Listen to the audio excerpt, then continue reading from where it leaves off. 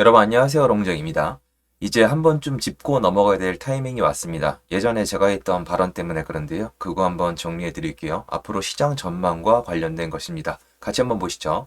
시청하시기 전에 구독하기, 좋아요, 멤버십 부탁드리고요. 멤버십은 매주 토요일 라이브를 진행하고 있습니다. 전세난 고금리에도 서울 아파트 상승 거래 활발. 전국 아파트 3주째 올라 서울 상승폭 커져. 뜨거운 광명, 고분양가 논란에도 청약 흥행 릴레이. 요런 것들이 지금 나와 있습니다.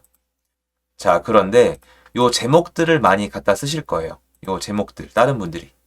저도 그랬었고요. 아무래도 의미가 있으니까. 너무나 안 좋은 분위기에서 이런 것들이 나오는 것 자체가 놀랍기도 하고, 실제로 시장이 진짜 변하기도 했고, 하지만 상세한 내용을 좀 봐야 되는 이유가 아직 너무 바닥에서부터 왔고, 그리고 거래량이 아직 부족하거든요. 그리고 제가 예전에 말씀드렸던 내용이 이거예요. 이겁니다. 한국 부동산은. 제가 예전에 뭐라고 말씀을 드렸냐면, 이대로 가면 현장에서 먼저 느끼고 한 달, 두 달이 지나면은 이게 데이터에 나오고, 이게 데이터에 나오면 그 다음에 언론에 나올 것이다. 언론에 나와도 여러분이 체감하는 데는 한계가 있을 것이다. 조건은 뭐? 거래량이 서울 기준 6천 건 이상으로 넘어가지 않았다면 체감이 안 될 것이다. 왜냐면 6천 건을 넘어가도 누적 거래량이 너무 부족하거든요. 그럼 보세요. 이 한국 부동산이죠. 이런 기사 내용들을 보면은 대부분 일부 단지의 실거래가 아니면 한국 부동산원의 자료를 쓰는 겁니다. 제가 어떻게 하냐면 KB는 시계열을 펼치면은 아직 제대로 상승하고 있지 않아요. 이제 회복하는 단계의 모습을 보여주고 있기 때문에 다릅니다. 근데 제가 체감하기에 시간 차이가 있어서 그렇지 KB가 현장이랑 훨씬 더 비슷해요. 시간 차이가 문제인 거예요. 부동산원은 다시 말씀드리지만 부동산원 자료를 쓰면 저는 지금 되게 편하죠. 보세요. 상승하고 있습니다. 상승 전환했습니다. 그런데 제가 예전에 했던 얘기가 있잖아요. 한국 부동산원 자료가 제가 실제로 지금 만드는 데이터랑 맞지 않는다. 심지어 예전에 플러스랑 마이너스로 갈렸어요. 이건 문제가 있는 거예요. 상승하는 거래가 되고 있는데 해당 지역이 마이너스가 뜨더라고요. 그래서 나는 한동안 이게 일정 시점까지 다시 맞춰지기 전까지는 KB를 주로 쓰겠다고 말씀을 드렸고요. 잘 안 썼어요. 근데 내용을 자세히 보셔야 돼요. 그리고 이런 것들도 있죠. 이 분양 잘 되고 있다는 거. 그러면 좀 자세한 내용을 보여드리고 싶어요. 한번 볼게요. 한국 부동산원의 자료는요, 저는 아직은 약간 거리를 두고 있습니다. 그러니까 비정상에서 정상으로 돌아오는 과정이 아닐까라는 생각인데요. 한국 부동산원 자료랑 씨름하는 시간이 어느 순간부터 너무 아깝더라고요. 자, 요거 보시면요. 토지거래 허가구역 가져왔어요. 23억 8천. 말씀드린 금액 나오고 있죠. 제가 다시 말씀드리지만 제가 예측해서 맞춘 게 아니고요. 현장에서 제가 이거 전달해 드린 지가 거의 차이가 너무 많이 나는 것 같아요. 현장에 나가서 확인할 수 있는 게 24억 다 됐고요. 이거는 작은 평수가 25억, 큰 평수가 이제 29억 말씀드렸었죠. 그리고 29억. 그리고 이게 퍼지고 있는 게 예를 들어서 잠실, 우성 이 정고점을 향해 가고 있는 게 보이실 거예요. 여기서 끝이 아니에요. 자, 그리고 여기 20억 8천 정고점을 향해 가고 있고요. 레이크 네, 열심히 가고 있고요. 좀 더 가야겠죠. 그리고 좀 놀라운 친구가 이런 친구들이죠. 그리고 23억이 찍혔어요. 23억이면요. 정고점이에요. 그러니까 토지거래 허가구역이 아니죠. 그런데 보세요. 여기만 놓고 보면 상승하고 있다, 무섭다 이런 얘기가 할 수 있죠. 또 넘어와서 좀 이게 인기 있는 것들만 몇 개 볼까요? 뭐 이런 거. 압구정 현대. 얘는 뭐 넘어가고 있죠, 정고점. 하락한 적이 없어요. 이것도 인기 좋네요. 얘도 뭐 하락한 적이 있나 싶을 정도의 모습을 보여주고 물론 여러분 이것만 보시면 안 돼요. 이렇게 지금 제가 보는 것처럼만 보고 전체 시장을 파악하시면 절대 안 되는데 어쨌건 일부 지역은 이런 모습이라는 거예요. 그럼 여기서 끝이냐? 아니에요. 뭐 예를 들어서 이런 데 가볼까요? 상계주공 14단지 어떠세요? 16단지는 어때요? 이렇게. 참고로 여기 15단지는 이제 공무원 임대 아파트예요. 그래서 안 나와 있는 거고 요런 모습 조금 보여주고 있는데 안타깝게도 뭐죠? 직거래입니다. 안 쳐요. 내려가고 있는 모습. 힘을 못 쓰고 있죠. 어떤 지역은 올라가고 있고 어떤 지역은 못 올라가고 있습니다. 그래서 이런 기사가 나와도 일단은 이거일 뿐이에요. 현장에서 이미 옛날에 확인이 됐고 그 다음에 데이터가 나왔고 이제 언론에 나온 거예요. 지금 여기 나오는 거 있잖아요. 다 몇 달 지난 내용들이에요. 여러분이 아셨으면 좋겠습니다. 여러분 제가 더 빠르다는 얘기를 하고자 함이 전혀 아니에요. 의미가 없어요. 여러분 경제 상황이랑 연동이 안 돼요. 이걸로 돈을 버실 수 있는 게 아니란 말이에요. 이것도 제가 이미 말씀드린 지 한참 됐는데 이게 제가 약간 이상함을 느낀 데가 광명이 아니에요, 여러분. 지금 분양권에 있어서 여러분이 주목해야 되는 데는 대구랑 인천이에요. 대구랑 인천이 미분양이 좀 문제가 될 거란 생각이 있었잖아요. 사실 인천은 심하지 않았었는데 인천이 미분양이 이대로 가면 끝나가는 모습이에요.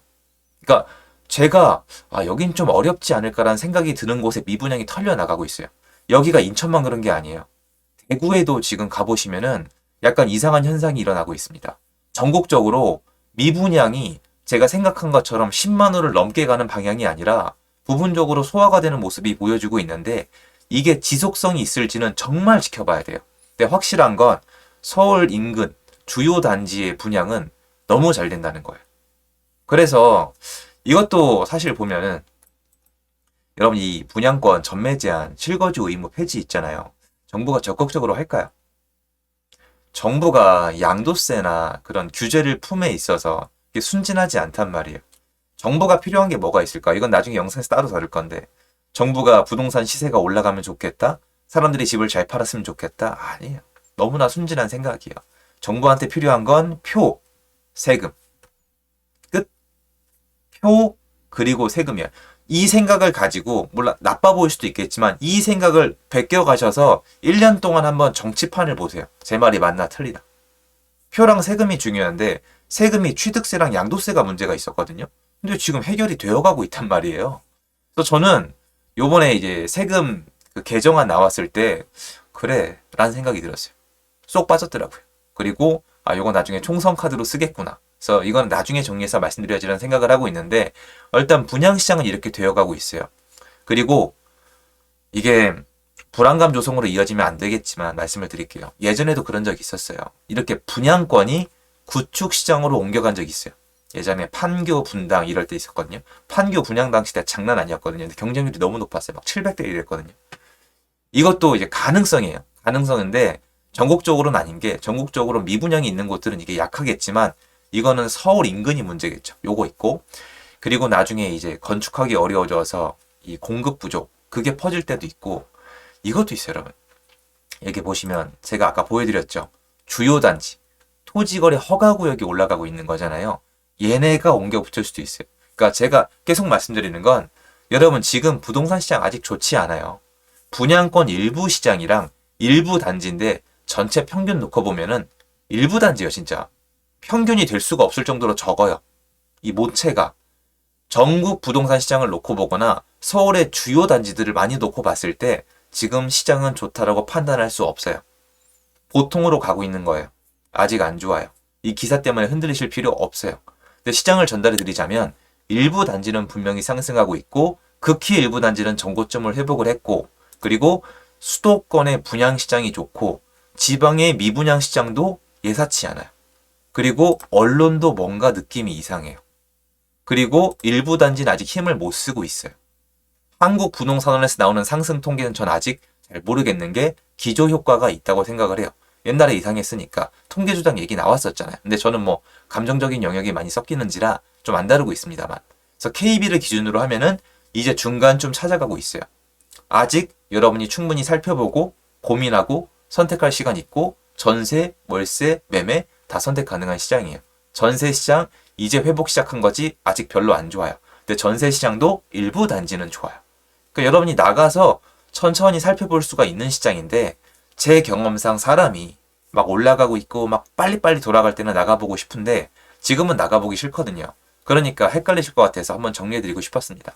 막 이게 그런 얘기에 현혹되지 마세요. 뭐 누구 얘기 들었으면은 몇 달 전에서 얼마 벌었다. 그런 기회 지금 끝나지도 않았고 그게 팩트일 수도 있지만 그때는 확신할 수 없었고 시장이 너무 안 좋았고 주식도 여러분 바닥에서 못 잡잖아요. 그래서 저는 차분한 마음으로 살펴보면서 제 방송 들으시면서 시장 파악을 가능한 정확히 하고 이건 있잖아요. 여러분이 원하는 게 주요 단지예요. 그럼 진짜 지금 나가 보셔야 돼요. 가서 뭐 하라는 게 아니라. 그리고 내가 원하는 게 지금 분양이다, 청약이다. 그럼 지금 진짜 알아보셔야 돼요. 근데 내가 원하는 데가 노도강이다. 다른 시장이다. 미분양 시장이다. 그럼 제가 말씀드린 순으로 여기는 천천히 보시면 돼요, 지금. 뭐 여기도 좀 분위기가 이런 거 없어요. 가보세요. 제가 안 다니고 하는 얘기도 아니고. 여기 뭐 심상치 않아요. 나가보세요. 아직 별론데. 그리고 미분양이 있는 지방시장의 분양시장은 지금도 천천히 보셔도 돼요. 완전 혼조세예요. 이게 정리되어 되는 방향을 제 방송을 보시면서 계속 정리를 같이 하시면 되는데 제 말씀대로 좀 퍼지고 있어요. 이 상승세가 퍼지고 있는 건 맞아요. 천천히 퍼지고 있습니다. 근데 이게 어떤 요소들과 섞이면은 가속도가 붙을 때가 있거든요. 그래서 여러분들이 잘 파악을 하고 선택을 하실 거면 지역에 따라 종류에 따라 다르겠지만 좀 일찍 해놓고 차분히 기다리시면 좋은 시장이겠다. 이렇게 정리하고 싶습니다. 도움되었으면 좋겠습니다. 감사합니다.